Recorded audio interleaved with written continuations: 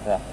Oke, assalamualaikum warahmatullahi wabarakatuh. Selamat berjumpa kembali ya dengan saya Apais di channel yang berbahagia ini ya. Sahabat-sahabat sekalian, kali ini saya akan bicara tentang bagaimana rumus daripada iklan yang menguntungkan ya secara sederhana. Ini rumus pertama ya. Kemarin kita udah ulik rumus dari sisi HPP dari Bung Gani Rezeki, ternyata itu nggak valid ya. Artinya mungkin dia coba di tempat dia valid, tetapi kita coba di tempat kita tidak valid. Artinya bahwa apa? Artinya bahwa teori itu tidak bersifat universal sehingga teori itu dikatakan teori yang gagal. Jadi Bung Gani Rezeki harus paham itu ya, bahwa teorinya itu tidak bisa diberlakukan ke semua term. Itu menandakan bahwa teori itu adalah teori yang gagal. Oke, kita akan coba ya mengulik sebuah teori ya tentang suatu cuan ya. Cuan ini saya anggap adalah cuan apa ya? Cuan sementara ya. Kalau mau realnya itu Anda harus ulik laporan keuangan ya. Ini kan cuma cuan-cuan yang dalam pikiran ya, hitungan sederhananya dengan ketentuan-ketentuan seteris peribus yang mungkin saja ada hal-hal yang mempengaruhi dari cuan seperti pembatalan, refund dan sebagainya. Oke, rumusnya adalah persentase dari HPP.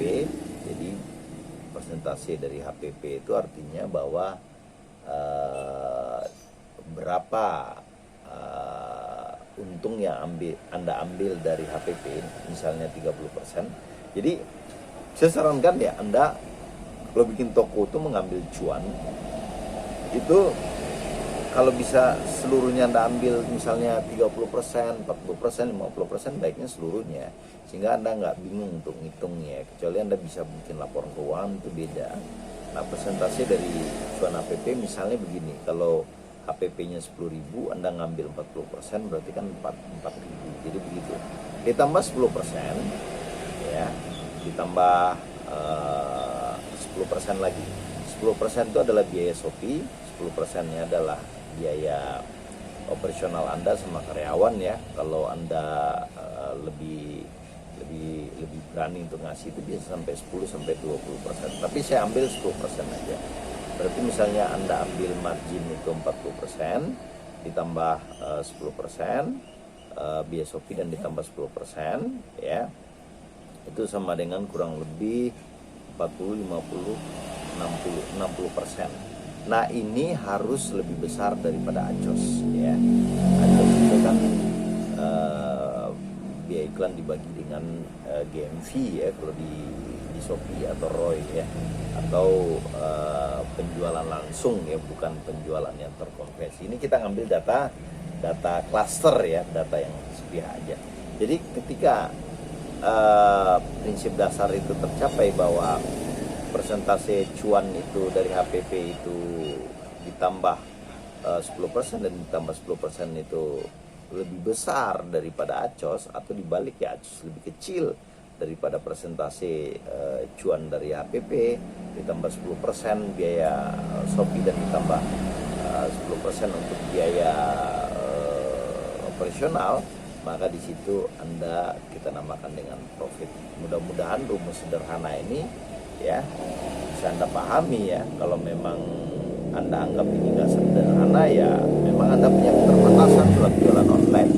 Sekali lagi, kalau Anda rumit untuk memahami angka-angka, data-data, sebaiknya saya saranin Anda mulai beralih cari tempat lain, karena risknya terlalu tinggi apabila Anda tidak memahami atau membaca data-data seperti ini. Anda bisa boncos, Anda bisa rugi, Anda bisa terlilit utang, dan Anda bisa sebagainya. Sekali lagi, belajar itu juga penting, tapi belajar itu juga harus sesuai dengan kemampuan, minat, bakat, dan otak Anda. Akhir kata ya, mudah-mudahan bermanfaat. Wabillahi taufik wal hidayah. Assalamualaikum warahmatullahi wabarakatuh. Jangan lupa bersedekah kemana saja ya. Terima kasih. Im